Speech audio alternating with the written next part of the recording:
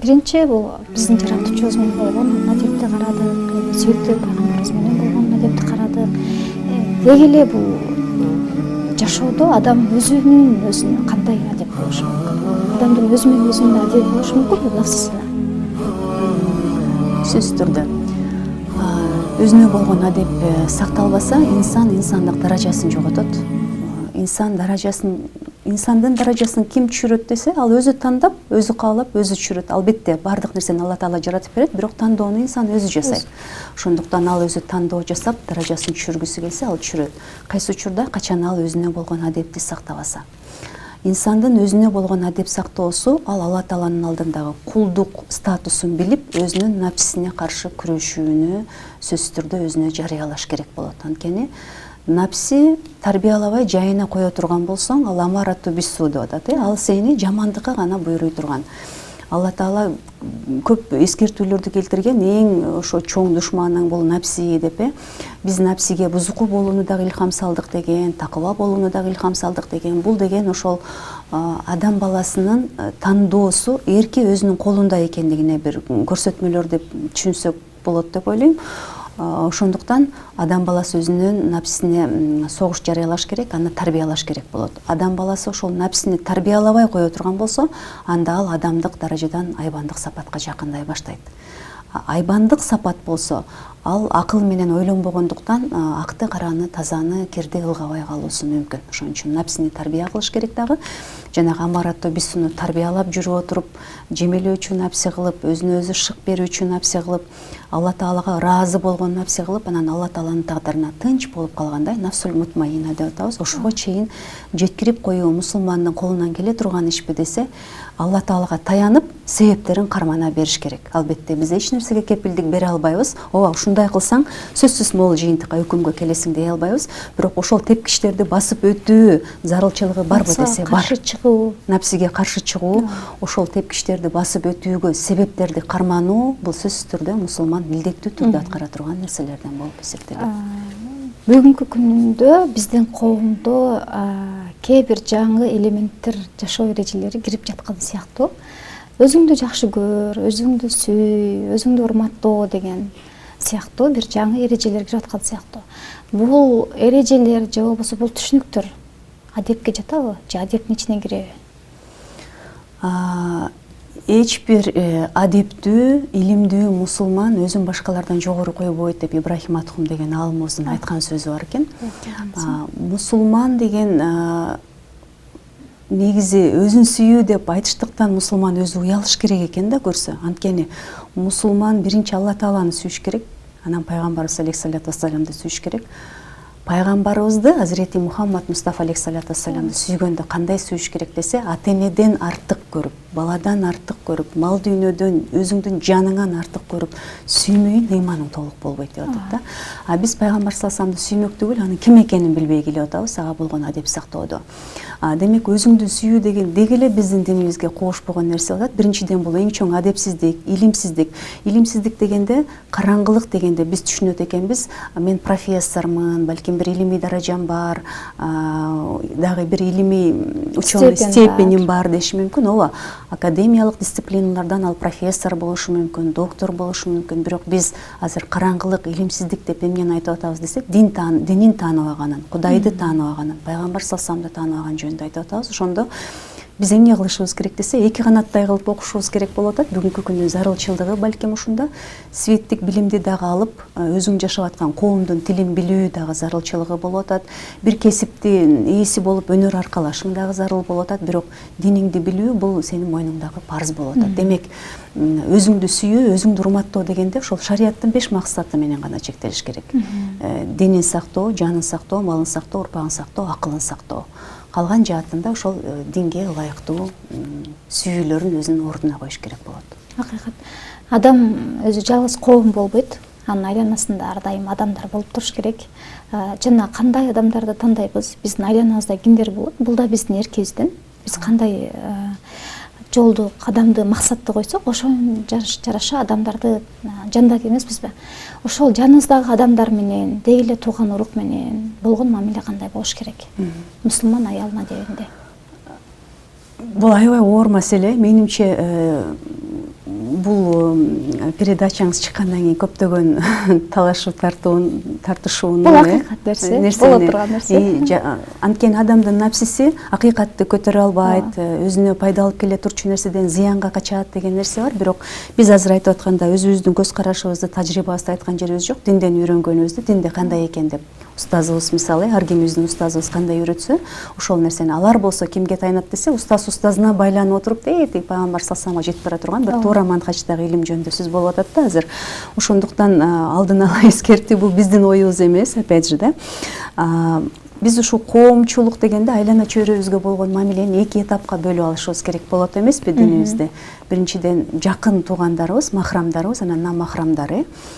Ушул эки жаатка сөзсүз түрдө мусулман аялы бөлүп караш керек болот. Анткени ал ошол мамилелерди туура же туура эмес кылгандыгынан анын Кудай алдындагы бир абалы аныкталат. Ал күнөө кылып атабы же жакшы бир Алла Тааланын ыраазычылыгына татый турган иш кылып атабы. Демек, биз жакындарына болгон адепти азыр карай турган болсок, жакындары бул махрамдары болуп атат.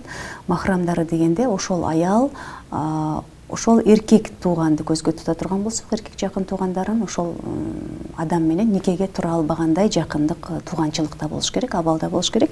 Бул албетте атасы, анан ата жагына кеткенде тай ата, чоң ата деп кайнатасы, балдары, бир туугандары, кызынын күйөөсү, таекеси, аталаш, энелеш бир туугандары, анан эмчектеш бир тууганы болуп атат.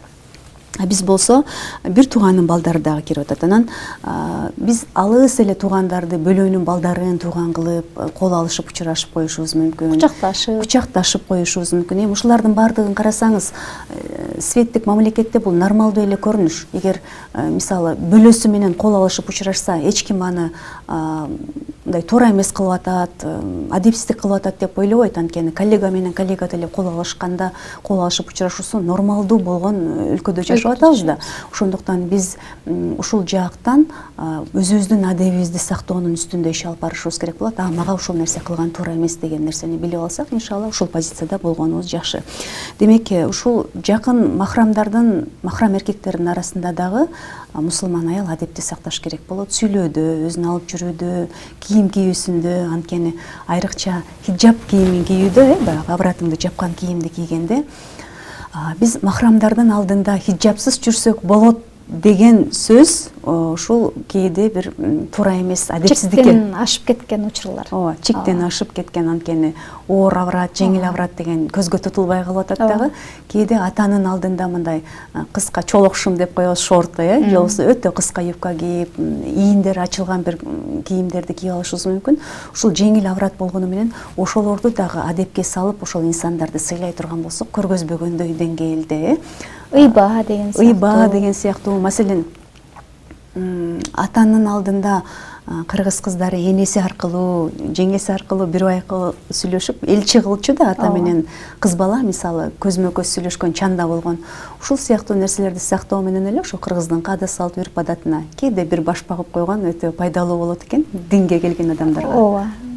Балким эч кандай айырма деле таппашыбыз мүмкүн да. Анткени биздин динибиз балким ушул нерсенин үстүндө куралган адеп болуп калышы мүмкүн. Үрп адат. Ооба. Үрп адат, каада салттын көп эле пайызы динибизге каршы келбейт. Албетте каршы келген жактар бар, бирок каршы келген жактарды деле каада салт деп кабыл алууга болбойт. Мисалы, ала качуу деген салт деп кээ бирлер айтпайбы? Бул дагы кыргыздын салтына туура келбейт. Мисалы, диндеги эмес эле жөнөй эле кыргыз адамдардан сурасаңыз, жок, ала качуу салт эмес, бул мындай жапайычылык деп айтат да. Ошондуктан ушул сыяктуу адамдардын жашоосуна зыян тийгизе турган нерселерди эмес, шариятыбызга каршы келбеген, анан адамдардын жашоосуна пайда алып келе турган каада салттарды, үрп адаттарды сактай турган болсок. Демек, кийимде сөзсүз түрдө ошол жеңил авратта шым кийүү маселеси, кыска кийим, кээ бир мүчөлөрдү, дене мүчөлөрдү көрсөтсөң күнөөкөр болбойсуң, бирок адепсиздик болот деген шарттар бар. Маселен, кайнатанын алдында жоолук салынбай жүрсө болобу десе, салынбасаң күнөөкөр болбойсуң, бирок адепсиздик болот. Кыргыз келини бир байлам болсо дагы жоолук салынып коюнганы жакшы деген сыяктуу. Анан шым кийүү маселеси деген сыяктуу. Эми бара-бара көч түзөлөт экен. Улам мындай окуган сайын, астагфирулла, мындай турбайбы деп оңолуунун үстүндө болуп атабыз да баардык эле мусулмандар.